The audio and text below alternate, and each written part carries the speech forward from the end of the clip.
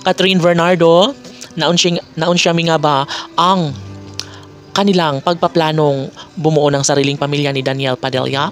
Ay hindi naman sa ganon. Sabi nga ni Daniel Padilla na gagawin nila ang lahat para mas liligaya ang puso ng kanyang kasintahang si Catherine Bernardo.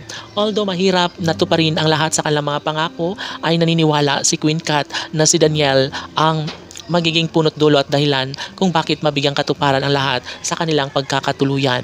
Maaaring naalibadbara na rin ang mga bashers ngayon dahil hanggang ngayon ay patuloy pa rin ang kilig na nararamdaman sa mga puso ni Queen Cat at King Daniel na siyang nagbibigay walang gana sa mga bashers. Of course, nais ng lahat na magtagumpay ang kanilang mga iniidolong si Catherine at Daniel. At ito lamang ang tanging pakakatandaan na si Queen Catherine ay hindi papayag na mawala sa kanya ng tuluyan ang lalaking kanyang tunay na iniibig, pinaka-iniingatan at pinaka-minamahal. Siyempre, kahit anuman ang mangyayari ay maaari pa rin naman na magbago ang takbo ng panahon.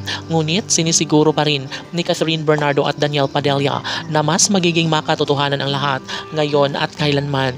Kaya ito ang dahilan kung bakit hindi pa rin nawawala ng pag-asa ang kanilang milyon-milyon ng mga taga-subaybay. Aminado si Queen Catherine na nauunsya mi umano ang kanyang pangarap na pagbuo ng sariling pamilya kasama sa minamahal na si Daniel Padilla. Of course, hindi naman ito madali para kay Daniel na magdesisyon.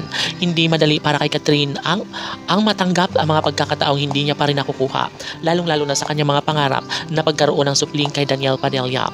Yes, ngayon ay aminado si Queen Catherine ay tutok lang muna umano siya sa kanyang career at ito lamang ang kanyang pinapahalagahan ngayon at syempre maging ang kanyang pagmamahal para kay Daniel Padilla. At Catherine Bernardo ay hindi na pa rin naman nawawalan siya ng pag-asa. Lahat ay posible na mangyayari at hindi ito ang unang pagkakataon na inaalalayan ang pagmamahalan sa bawat panig ni Catherine at Daniel. Alam natin na darating ang tamang pagkakataon at maisaayos lahat ang mga gusot sa kanilang pagmamahalan.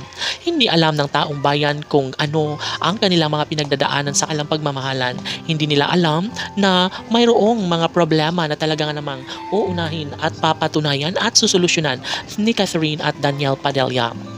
Maaaring hindi na magbabago ang takbo sa kanilang relasyon, lalo na ngayon na sobrang mainit pa rin ang kanilang pagmamahalan sa isa't isa. Kailanman ay hindi magiging maisakatuparan ang bangungot na talagang kagustuhan ng mga bashers na tuluyang pagkakahiwalay ni Catherine Bernardo at Daniel Padilla.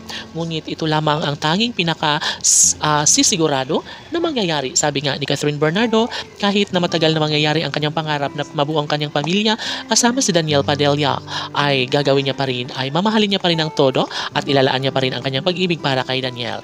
Laban!